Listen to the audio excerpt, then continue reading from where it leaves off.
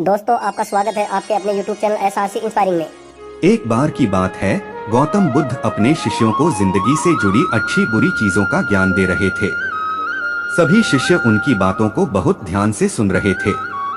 उन सभी में एक शिष्य ऐसा था जिसे प्रश्न पूछने की बहुत आदत थी। वो उठकर गौतम बुद्ध के पास गया और उनसे बोला, आप हमें जिंदगी के बारे में जो कुछ सिखा रहे हैं उस सब का क्या फायदा, क्योंकि हम में से बहुत से बच्चों को ये भी नहीं पता कि हमारे जीवन का मूल्य क्या है और ये जीवन हमारे लिए कितना कीमती है। पहले आप हमें ये बताइए कि इस जीवन का मूल्य क्या है। अपने शिष्य की बात सुनकर गौतम बुद्ध अपने कक्ष में गए और एक चमकता हुआ पत्थर का टुकड़ा लेकर आए।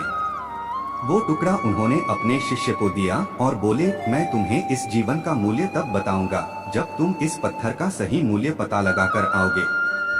साथ ही ये ध्यान रखना कि तुम्हें ये पत्थर का टुकड़ा किसी को बेचना नहीं है। गौतम बुद्ध की बात मानकर वो शिष्य बाजार की तरफ चला गया। बाजार में सबसे पहले उसकी नजर एक फल बेचने वाले पर पड़ी और उसने वो पत्थर उस फल वाले को दिखाया और बोला, इस पत्थर के बदले आप मुझे कितने फल दे सकते हो। फल वाला बोला, ये पत्थर कुछ खास तो नहीं है, लेकिन फिर भी इसके बदले में तुम्हें 10 केले दे सकता हूँ। वो शिष्य उस पत्थर को लेकर आगे चला गया। फिर उसे एक सब्जी वाला मिला।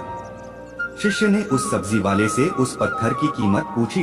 सब्जी वाले ने उस पत्थर को ध्यान से देखा और बोला, इस पत्थर की कीमत के बदले में तुम्हें ज्यादा से ज्यादा एक बोरी भरकर सब्जियां दे सकता हूँ। इसके बाद वो शिष्य उस पत्थर को लेकर एक सोने के व्यापारी के पास गया। उस पत्थर की टुकड़े की चमक देखते ही उस सुनार ने उसकी कीमत 100 सोने के सिक्के लगाए। शिष्य ने वो टुकड़ा बेचने से मना किया तो वो सुनार उसके बदले 200 सोने के सिक्के देने को भी राजी हो गया। लेकिन शिष्य ने वो पत्थर नहीं बेचा।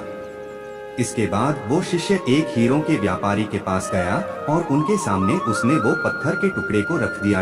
उस पत्थर को देखते ही हीरों के व्यापारी ने एक साफ कपड़ा बिछाया, उस पत्थर को उसके ऊपर रखा, फिर उसकी परिक्रमा की और हाथ जोड़कर उस पत्थर को कपड़े में लपेटते हुए वो बोला, तुम जिसे मामूली पत्थर समझकर उसकी कीमत पूछ रहे हो, असल में ये एक बेशकीमती रूबी है। ऐसा रूबी हर किसी को नहीं मिलता। मैं अगर अपना सब कुछ बेच भी दूं तो भी इसकी कीमत नहीं चुका सकता। उस व्यापारी की बातें सुनकर वो शिष्य हैरान हो गया।